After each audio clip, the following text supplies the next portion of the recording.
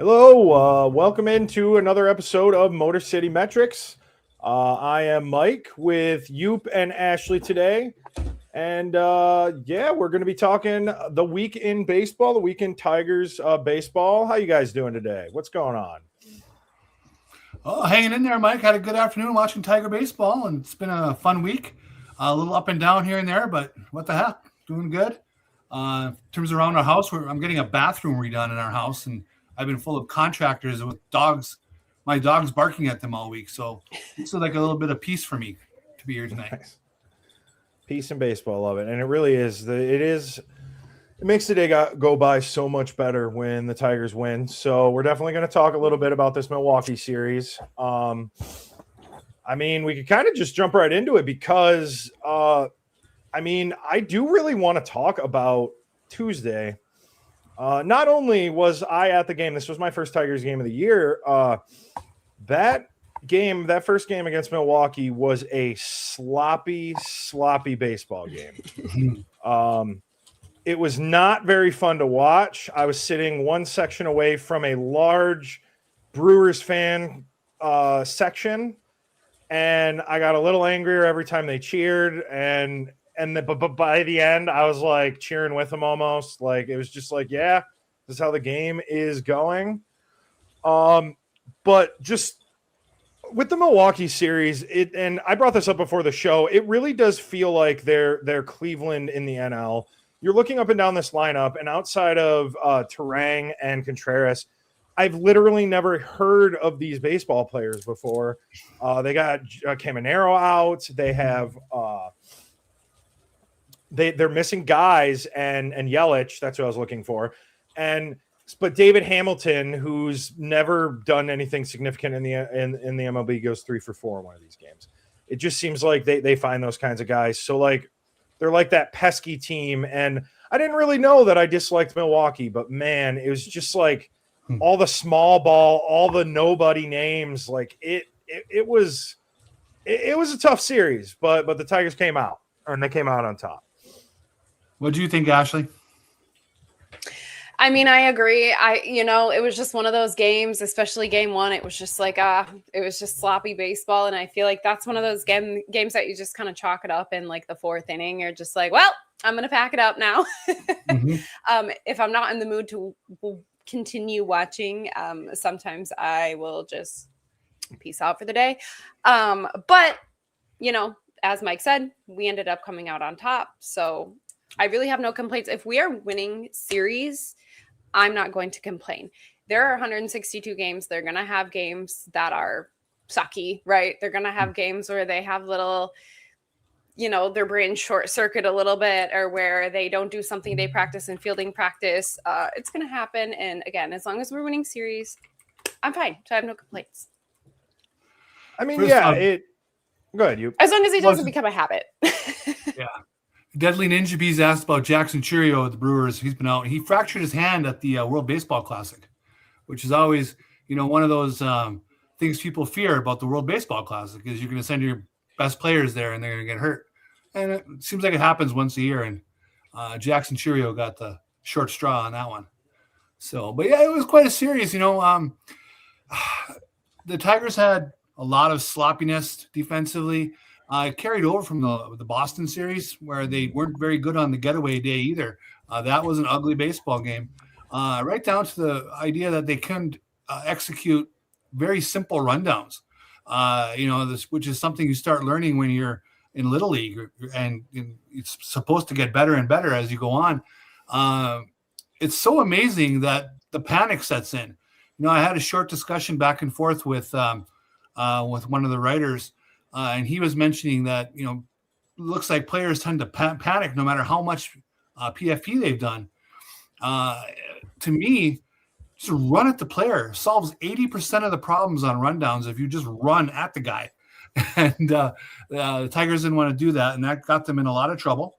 And luckily, Spencer Torkelson and a few other people came to life, and they were able to rebound and take this Milwaukee series by playing a better brand of baseball the last 2 days. I mean, yeah, I fully equate, the Boston series, it feels like it happened so long ago, but I did want to bring up that 11 a.m. start time Like anybody who watched that game was like, yeah, the players were not up for it.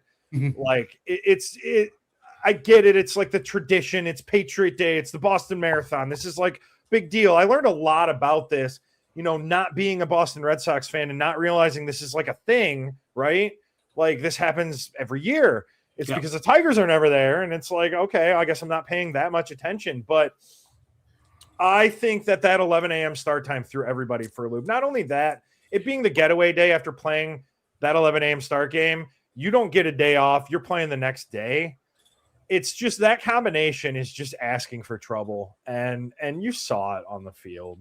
I did mention I was there, and I kind of just want to bring up a guy that has been the Tigers' best, maybe second best player. I want to give Kevin McGonigle his dues.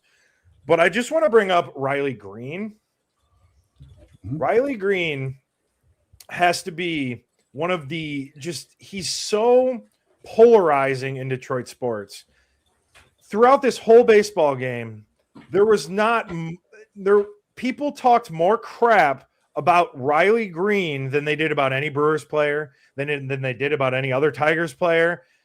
And of course, this is anecdotal, but I'm just talking everyone near where I was sitting, particularly the dude right behind me. Just he came up to bat and he swings and misses and he strikes out. I think it was his third at bat.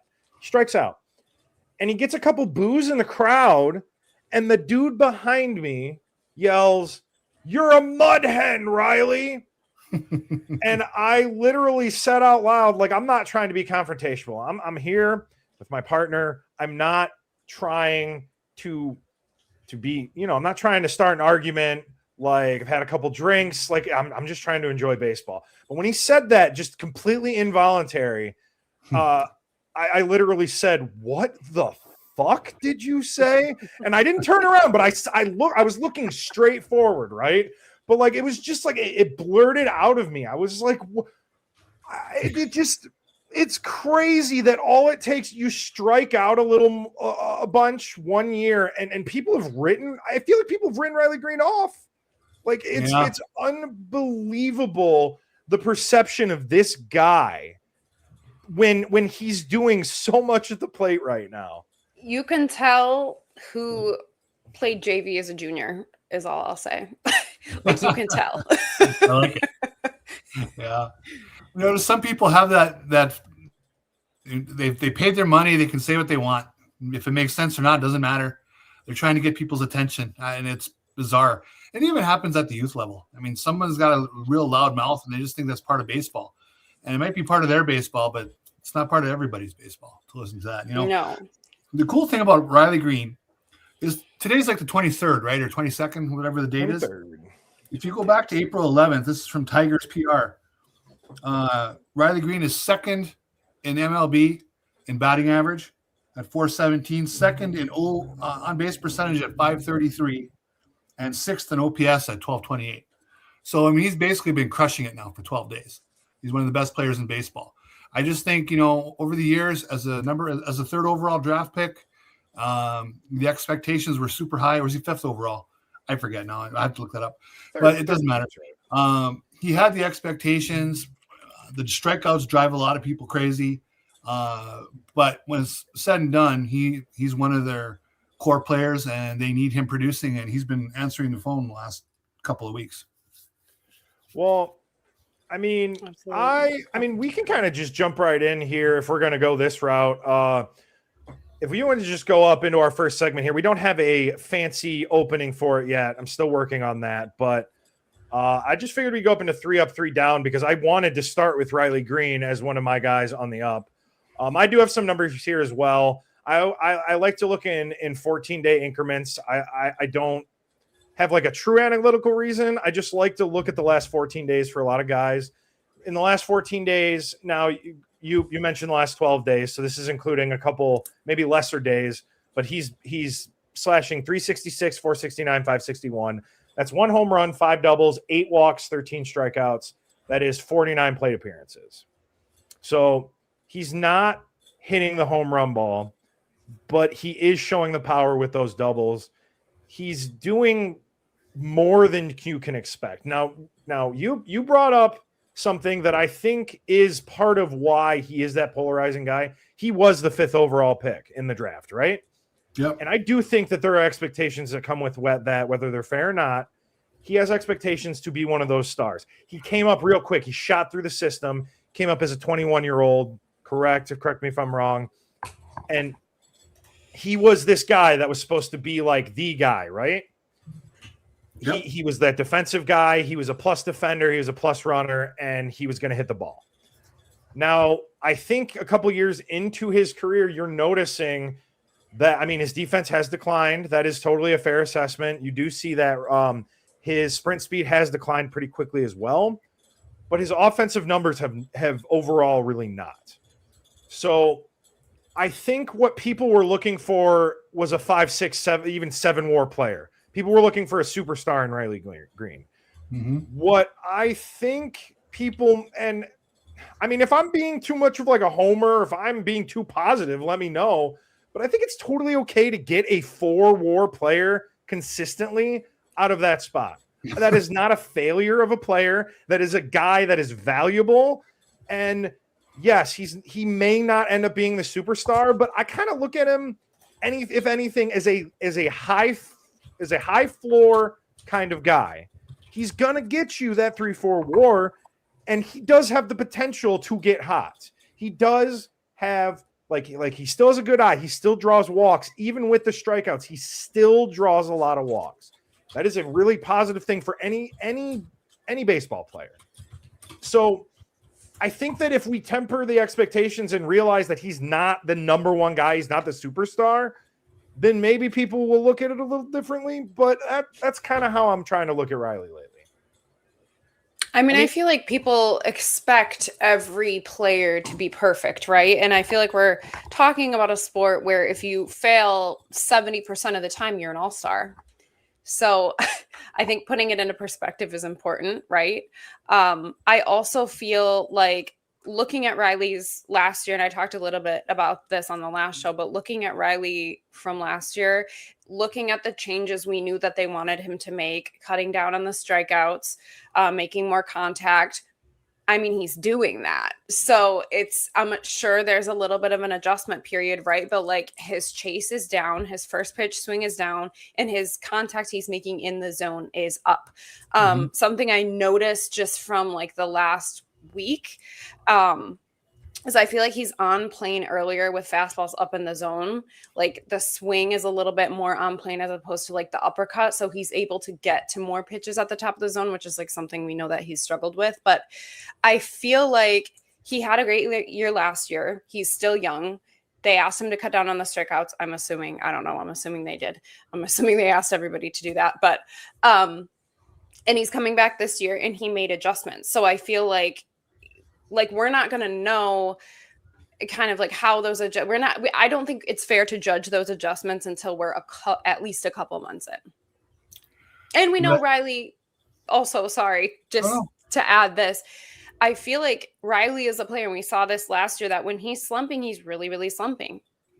But when he's on, he's hitting everything. So like that, I think that's important to keep in mind with Riley too, is that's just kind of the kind of player he is. I don't think there's any reason to be concerned. This is like crazy that it's even a conversation that people are complaining about. I mean, it's fans, right? But what I really liked is that a couple of the left-on-left matchups that he's had when he's, especially one today, he's laying off a lot of the high heat that he chased last year. And then the fastball that was kind of, it wasn't high, but also it was below chest high. It wasn't. It was in the zone high. He got on top of it and ripped it. He was really staying in. He stayed with it. He didn't pull off of it like we saw so many times last year when he struck out a couple hundred times. It's really impressive if he can continue to hit against lefties. That will take his game to a whole nother level. But yeah, last year you talk about that. I think was it 1 for 32? He went early in the year last year, and he had everybody losing their minds. Where Wenzel Perez right now was, hey, 1 for 32. What's wrong with that? No big deal. Pretty good.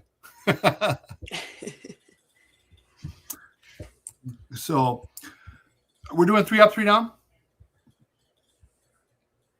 Ooh, Yeah. Hey, sorry. I was talking and my mic was muted. Hi. I was like, why was it so quiet? Sorry, that's my bad. My keyboard is loud. So I was just looking up Riley Greene's his savant. I know it's early still, but he's doing a lot better against breaking balls.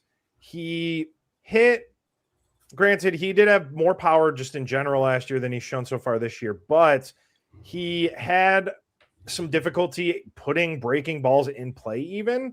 Now, his expected batting average against breaking balls this year is 372, and he's at 385 right now for that, so he's even above that. And last year, the expected batting average was 223. So, he's finding a way to put the ball in play at the very least, which is just something that he really wasn't able to get to even really do. It's a different profile that you're seeing. Like you said, he has obviously changed a lot of things. He's not chasing as much. He is not whiffing as much, although that's still an issue with his whiff percentage. And he's still drawing walks at an near elite level. So, you're right. It's just insane that we have to have this conversation. And maybe we didn't have to because Deadly Ninja Bees just put it best. I like good players. You're right. It's as simple as that. He's a good player. He doesn't have to be a superstar. You need a bunch of good players on your baseball team. But yeah, we can continue on. That was my first guy for 3 up. Who else wants to go? Well, I'm going to go basically with Torque. With Torkelson, he's been, public enemy number 1 here for the last couple of weeks as he got off to a slow start. The drum beat online and was really starting to take over. He needed this probably for his own psyche as much as anything else. What I liked about today is he had the big home run last night. Came out, was ready for the moment today, and it was not just the homer. Obviously, the homer won the game, and that was fantastic. But he started that 3-2-3 double play, did a fantastic job on that. It was a good play. He made another play on a high chopper, took his time, went to the right base, and then he scooped a hell of a missile from Baez deep in the hole. That thing was flying, and it was in the dirt, and he did a full stretch and got that thing for a critical out. So really, Torkelson just came to play today. We really got the payoff to get that second home run. Hopefully he can continue to be productive. I mean, he's obviously done some changes as well this year where he's taking a lot of pitches. Maybe even he's too passive at times, but he's making some good contact now. Today it was just a rocket shot. It was a beauty to watch, get the walk-off win. It's a different lineup when he's extending things. They moved him back in the bottom of the order, and that's okay because they've added McGonigle, and Colt Keith is deservedly batting the top of the order. So if Torkelson can get back to close to last year's level at the bottom of the lineup, being a power source from maybe the 6, 7, 8 hole, that will be really something that helps his team as the summer progresses. Definitely. Oh, sorry. Did you want to go? No, I was just going to agree. I actually had Spencer Torkelson. It does concern me a little bit that it's just 2 games. I want to see this continue. I'm not saying he needs to hit a home run every single game, but with Torque, you're right. This is exactly what he needs to break out of a slump, is hit some bombs. Go ahead, Ashley. You're fine. So I looked at the same thing with Torque that I looked at with Riley. His first pitch swing percentage is down. He cut it in half. I mean, last year was 31.5. This year it's 14.4. So he's definitely a lot more on the passive side. Chase rate's down from 22% to 16.5%. And he's still hitting the ball hard. So I feel like he has all the components, right, of being a better hitter this year. It's just about putting it together. And I think we saw him do that this last week or so. So hopefully it continues. You bet. No, and maybe all of these walking numbers are inflated. We know with the ABS that the the strikes or the walks are up across the league, but he is also having a career high walk rate. Oh goodness, that was hard to say. So yeah, he's hitting the ball hard and he's seeing the ball. I think you're right, and just getting that power is really going to help. Who do you have here, Ashley? For 3 up, 3 down. So I have Jack Flaherty, and his control numbers. So you can put the picture up, in just a minute. So I'm going to talk about these in just a minute. So on the left, we have him in Boston this year, where he walked 6 guys. On the right, I was thinking, like, when has Jack Flaherty been at his very best? And it was the 14 strikeout game versus the St. Louis Cardinals 2 years ago. So I just kind of wanted to look at his mechanics, look at his delivery, see if there's anything that I could see that might be affecting him this year. So first, let me go over that. In 2024, he had a 6% walk rate. 2025, he had an 8.7% walk rate. This year, he's at an 18.5% walk rate. It's obviously a little inflated because he did walk 6 guys in Boston, but even before that, he's been struggling with strikes all season. He walked 3 guys, 4 guys, 4 guys, 4 guys. So it's like he hasn't gone a start without walking less than 3 guys this year. So I put these two side by side and I'm like, let me try to figure out if I can see anything. So something that I noticed is if you look at his front foot getting ready to land and you look at that back arm. So when a pitcher's arm is up at foot strike, like when the front foot is landing, that's kind of the most optimal position to throw consistent strikes. That's why scouts look for guys who can repeat their delivery. And Jack's been late with his arm all season. And that's showing, and that can result in inconsistent strikes, which I'm not saying this is exactly what's wrong or this is what he needs to work on or anything like that. I'm just saying it's an observation that I've made.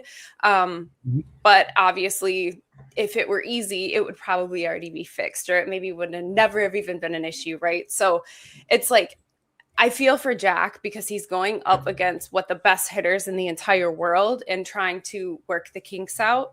So again, just something I observed, and hopefully maybe he can make some changes. It's interesting with those walk numbers that you reference. That's probably right hand in hand with a little bit smaller strike zone this year.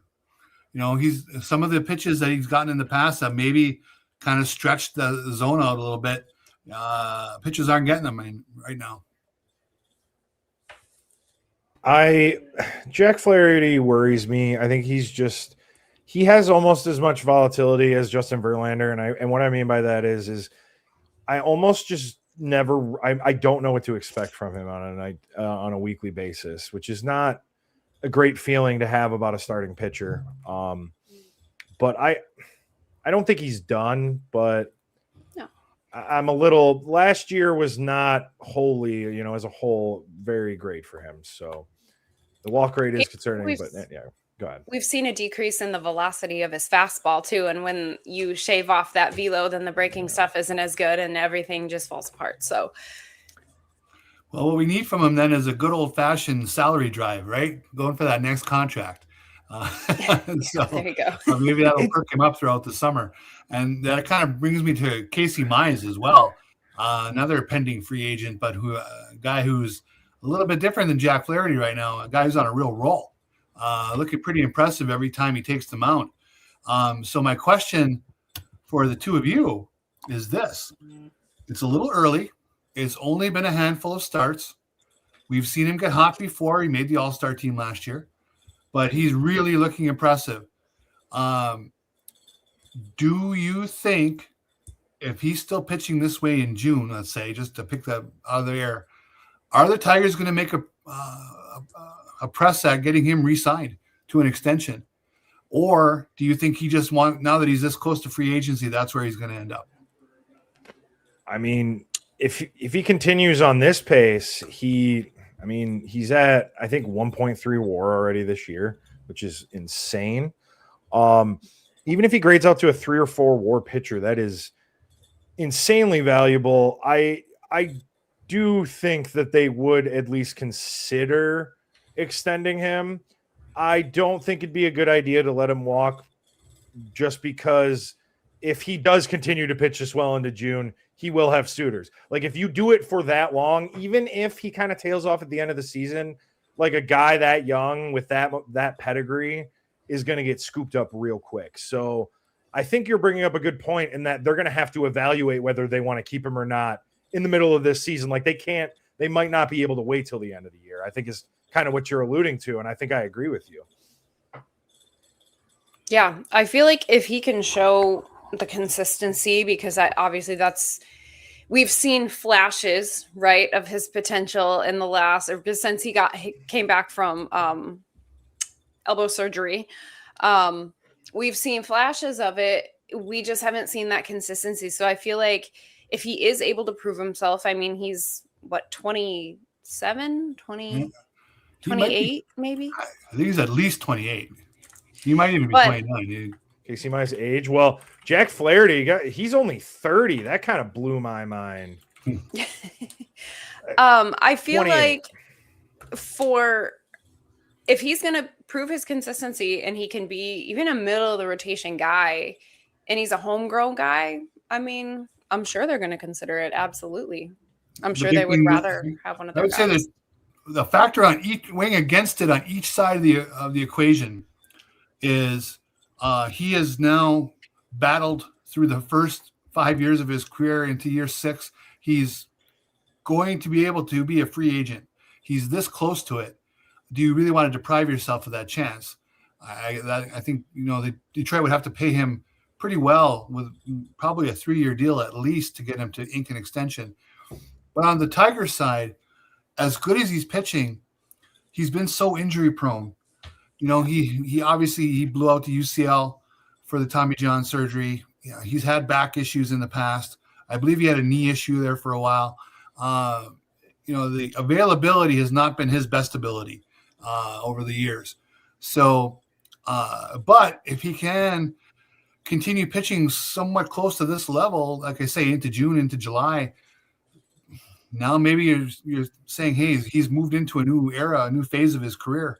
And does Detroit want to ink him when they know Skubal is probably leaving, Flaherty is probably leaving?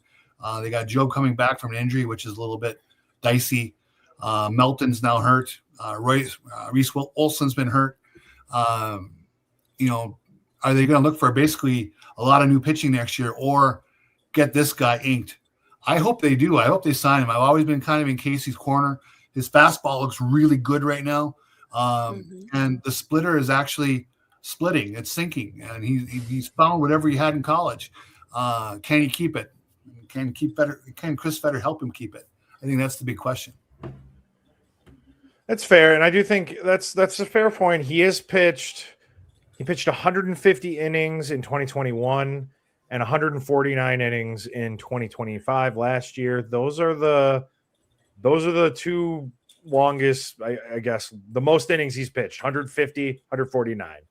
Yep. If that's his limit, I think almost does he think that he can get a ton of money if he's looked at with durability issues? It's possible the Tigers would be able to kind of cut a deal almost just because he can't say that he can pitch more than 150 innings, So would you give him Jack Flaherty's contract?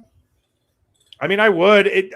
I can't stress enough how weird it is how close in age they are. Like in my head, Flaherty is like in his mid 30s. But I would, because I don't know. I don't think I'm seeing signs of Jack Flaherty declining where I'm seeing signs of Casey Mize, like on the rise. So to me, you're looking at guys in completely different areas of their phases of their career, It's going to be fun to watch. The good news is he's pitching so well. If he can just continue, to command the fastball. I've said this for years. Probably to the point where Chris and Raj wanted to basically, play loud music and not listen to me. It comes down to his fastball. When Casey Mize is pitching up and in and backing people off the plate and creating some discomfort in the batter's box, different pitcher. He has only done that sporadically, but so far right now he is doing it. And I think the hitters aren't as comfortable as they used to be against Mize. So hopefully that's something we keep seeing throughout the spring here into the summer. Right. And with that, we are going to move into Inside the Numbers.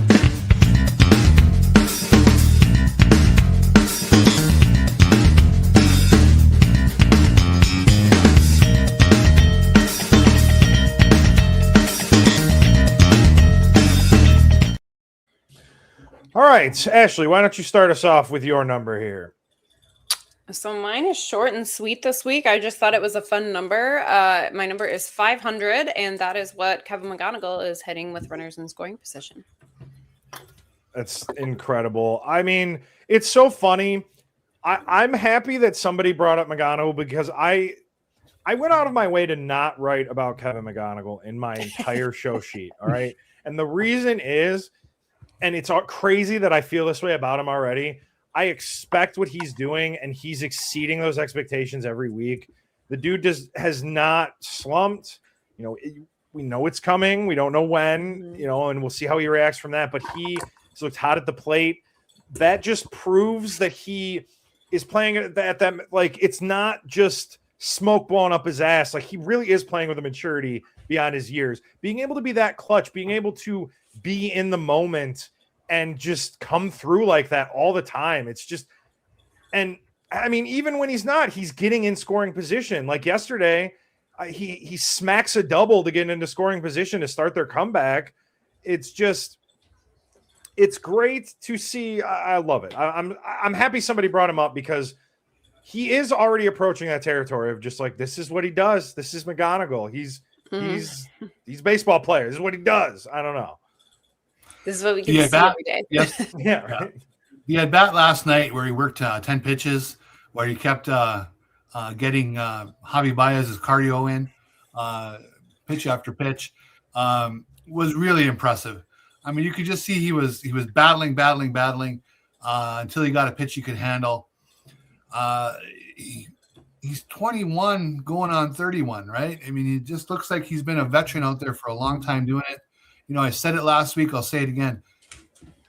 I never look up a stat or check Twitter when he's batting.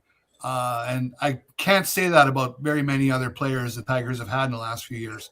I watch every second that he's on the screen. He has that magnetism already as a rookie, and that's just so impressive. Not many players do that to you right away outside of the Ronald Acuñas of the world and things like that. Yeah, when I was at that game on Tuesday, he went 2 for 3, I think, with a walk. It was and I was literally, it was just like that meme you see where the dude is yelling into that girl's ear who just looks like so sick of him. Like that was me to my partner Emily, just telling her all this stuff. Like, this is all the reasons why this is going to be one of the greatest players ever. And I'm just like going on it. She's just staring forward like, dude, I don't care. Shut up. But that is really how I feel about him. I'm just happy that we don't need to find a reason to bring him up. He's going to come up every show.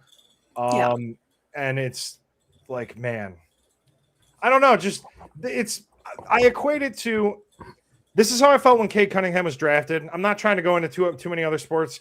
I was like, I just kept, anytime I thought about basketball, I was like, dude, Cade Cunningham's on my team. That's how I feel about the Tigers right now. Whenever I talk Tigers, especially with other fan bases, anything they say, I'm just like, yeah, but I have Kevin McGonigle on my team.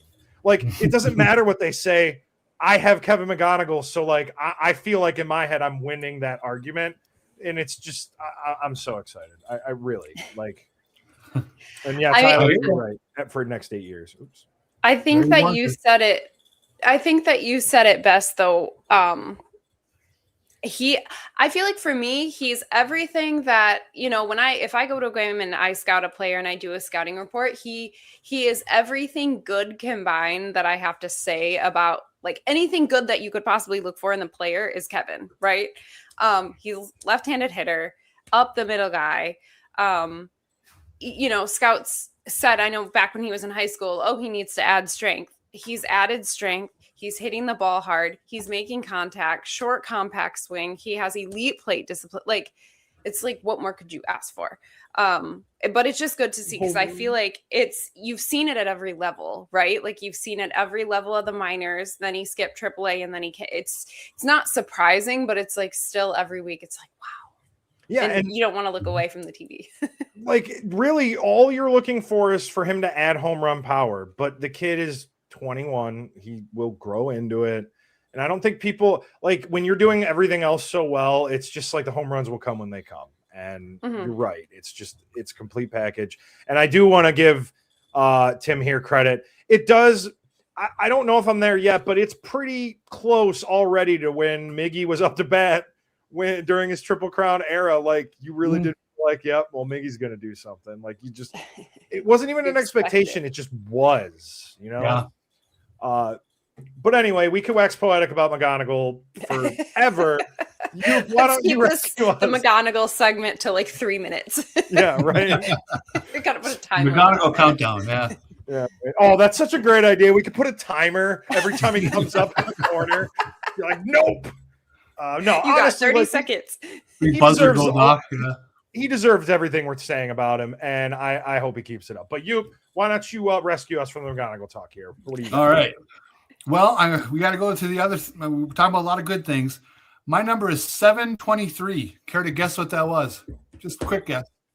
Oh no, some sort of like slugging percentage against or something. That's close.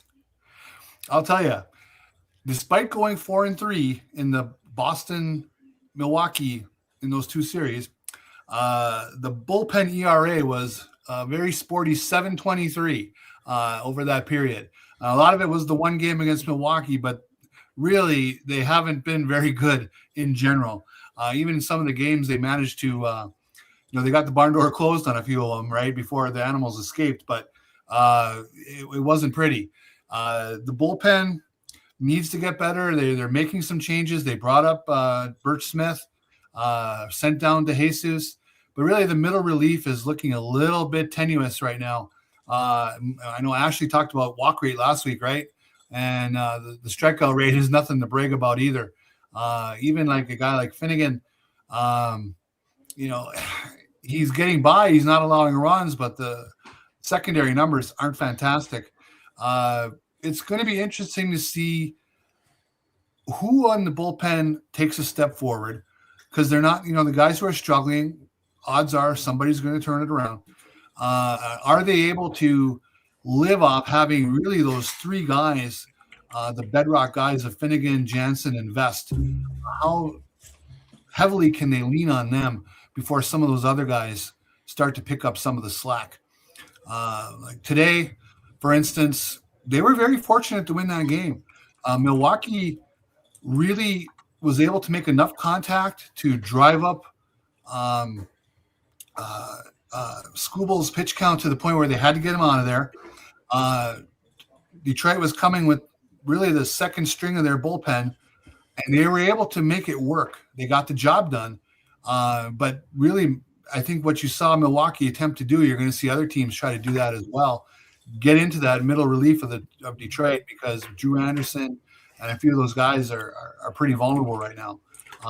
And it also will be interesting to see if the Tigers make a move to bring anybody else into that bullpen.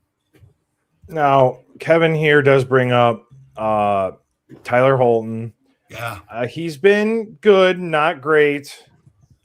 He's at 10 games. He's given up 9 hits in 10 innings, 8 strikeouts, 6 walks. Like, he's been good. We have seen, obviously, there was a stretch where Tyler Holton was arguably the best reliever in baseball. Was it 2024 through early 25? When he got the MVP vote. Right? Yeah. 23 and 24. Yeah. That's exactly what I was going to say. I'm sorry, I don't want to monopolize everything here, but when it comes to Holton, I used to call him boring as a compliment, right? Because for 2 years there in 23 and 24, after they picked him up, he was really close to automatic, right? And he'd come in there, he'd allow 2 medium-length fly balls and a ground ball, and he'd back in the dugout. And it was just fantastic to watch. And then last year, he wasn't, unfortunately, as boring. Things got a little bit more. This year, it's been a little bit of a struggle to watch him. He's throwing a lot of balls. He's walked some guys. That control is not there. The command that he had a couple years ago. Can he get it back? It looks like he's healthy, so I'm assuming he could get it back. But I think he's got a ways to go right now. I don't have a real comfortable feeling when he enters lately. I mean, I feel like command always drove the boat for him because he never really was like a velo guy blowing guys' doors off, right? That's a good point. I mean, he got strikeouts, but it was like, you know, he got fly balls, he got ground ball. Like he was more of, I feel like, a pitch to contact guy because he doesn't have that overwhelming stuff. So yeah, if he doesn't have the command, I mean, he doesn't really have much, you know, it's just not going to work. Like if the command is driving the boat and you lose the command, but yeah, hopefully he can work on that. I mean, I feel like he's been effective, but not where we need him to be.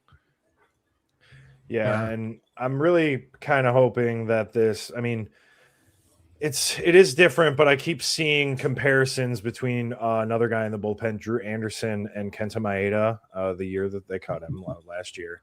They're pretty comparable. They're about the same.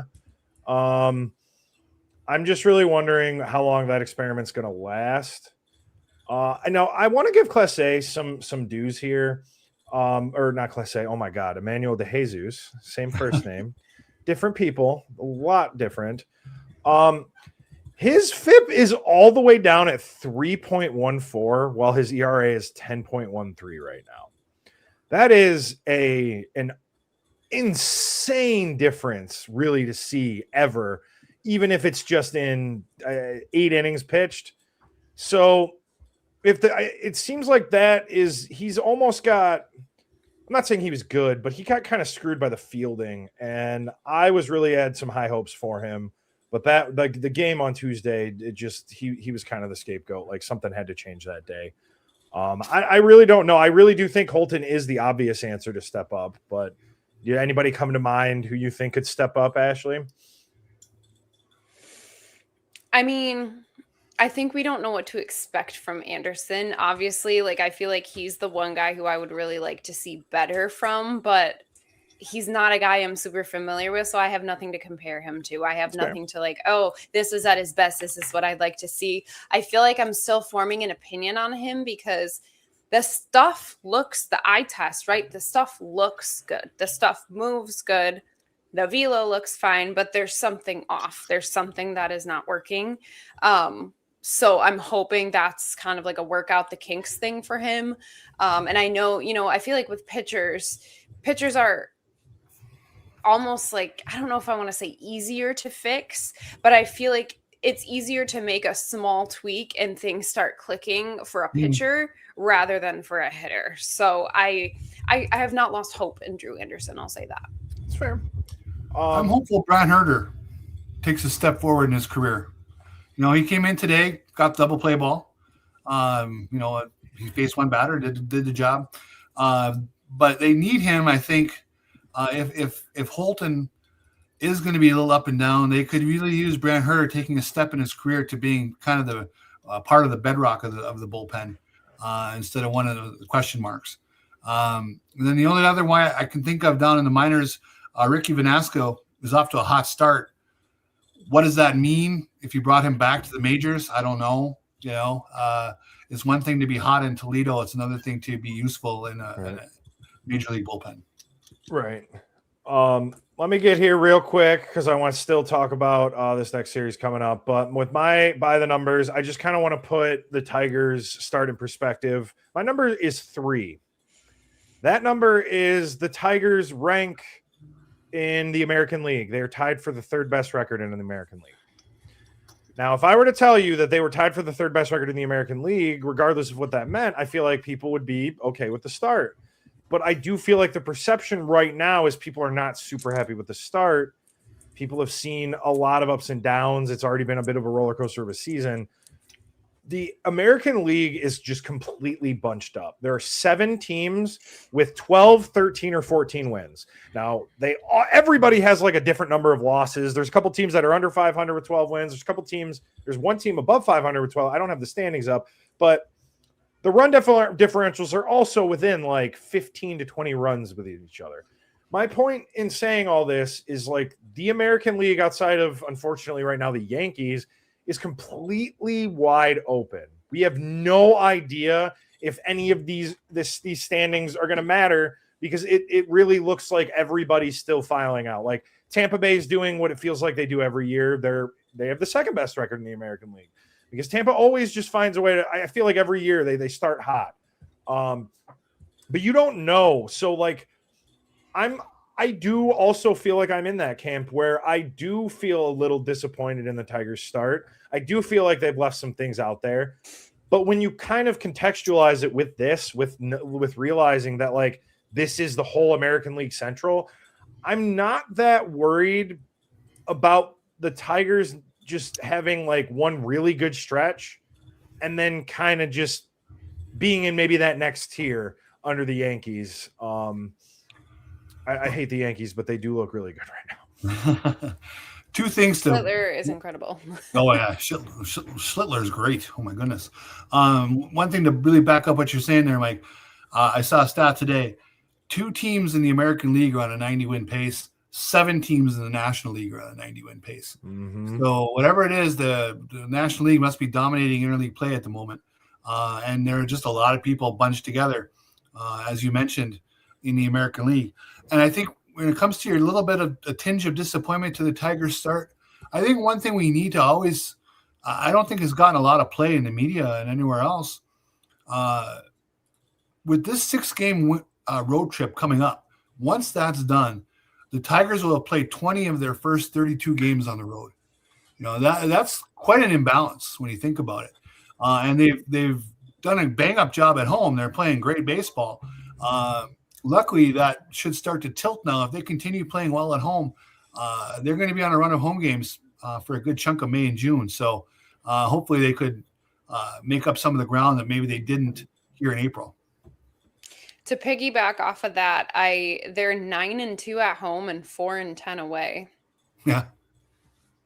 That's crazy stat. Crazy like that stat. is, yeah. I mean, it's of course. If they could if they go 3-3 in this World Cup, I think we take that and run. I mean, for sure. So why don't we look at? So we got the Reds coming up. Why don't we? Just take a look. Ashley, I appreciate you having these pictures. We have Framber Valdez, Jack Flaherty, and Keter Montero. Now, Montero's a guy that we have not talked about at all. Yeah, I was just thinking that.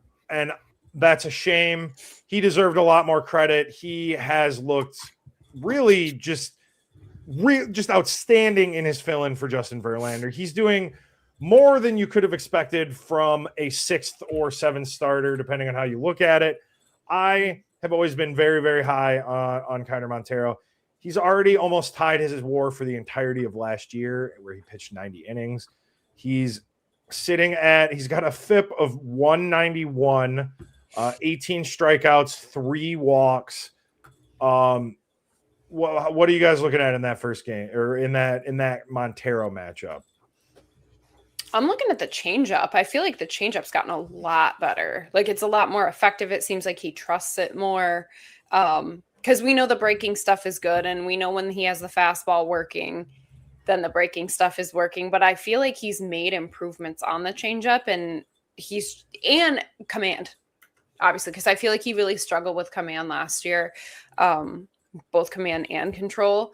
But I feel like he's doing a lot better job of that this year. So I can't see him getting sent back down. I could see him maybe going to the bullpen or something when Verlander's healthy. See, I do think it's interesting you say that because I think if they were going to do that, he might have started in the bullpen, at the beginning of the year. I think, granted, I'm obviously not in with the Detroit with Scott Harris in his front office, but like it seems like they've been really resistant to pushing him to the bullpen. So it'd be interesting to see what they're gonna do because he is pitching too well. Really, like you have a point. He's pitching so well that it feels weird and almost like a disservice to do so. So it will be interesting to see what happens. Now I heard JV did pitch another bullpen. I think either today or last night, saying he's starting to feel a little bit better. There's nothing really imminent on when he's going to come back. And maybe that's why I'm feeling a little bit of a disappointment, Yoop. It's that I haven't seen Justin Verlander pitch yet. Maybe that's where it is. That's not a bad thought. I don't think you're going to see him. I would be surprised if he's back by May 15th. I think you got probably another 3 weeks at least, maybe more. I mean, if you tell me Memorial Day, I wouldn't tell you're crazy. So I think Keeter Montero has a lot of time left to nail down a position, and a lot of things could happen in a month. I mean, if someone gets tweaks a hamstring or done something silly, then we don't have to move in there. They're not going to move anybody to the bullpen. It's hard to say. All he can do is control what he does, and that is pitch well. I love the changeup; it's looking very good. If he can continue to pitch well, he's going to make them have a very tough decision when Verlander's back, and it's going to be interesting to see what they do. Personally, I don't see, if he continues pitching the way he has over the last 3 weeks, how you take him out of the rotation. I would think they have to go a different direction, but we'll just have to find out. I agree with that. I do agree with that. That's fair. Now, the Reds are they're up there. They're one of the hotter teams in baseball. They are 16-9. So this is not the Reds from years past. It looks like they're getting a lot of oh my goodness, I just lost my tab here. So they're getting Ellie De La Cruz. You're going to see the two premier shortstops in MLB in this series, Kevin McGonigle and Ellie De La Cruz. I do think that's number 1 and number 2 in shortstop war so far this year, at least per Fangraphs. They do have Sal Stewart, who's having a great start to the year as well. I do think that this is going to be another really big test. The Tigers are playing a lot of the top of the National League real early in this season. They've already played the Diamondbacks, they played the Padres, and they played, so they're looking at another team that really looks like they're positioning themselves well. And I would be thrilled with a series win against the Reds. And I do think that, again, if I'm looking to curtail this disappointment, that would set it off in the right direction. Do you have who the Reds are pitching? Yes. So the Reds, it's Framber Valdez versus Abbott, Jack Flaherty versus Brady Singer, and then Montero versus Loader. Nobody of those 3 pitchers are big, blow you away kind of guys. Abbott's pretty good, obviously. But, Lauder, he's got good numbers, but he's a kind of a pitch to contact guy. We've seen Brady Singer a million times when he was with the Royals. He can be great, but he can be gotten to as well. I don't like the mound matchups. I think are pretty favorable for Detroit. Yeah, that's fair. Go ahead. Yeah, sure. Wondering what the middle relief's going to do. That's my biggest concern with the upcoming, just because thinking about the kind of players they have, thinking about Ellie De La Cruz versus our middle relief kind of scares me right now. Right. That's completely fair. I do think that that's going to be the big key, something we talked about a lot today. But with that, we will check in with everybody next week. Thank you guys so much for watching the Motor City Metrics. I am Mike Papchak along with Yoop and Ashley. Stay classy, everybody. And oh goodness, I'm so sorry. I had to set that up.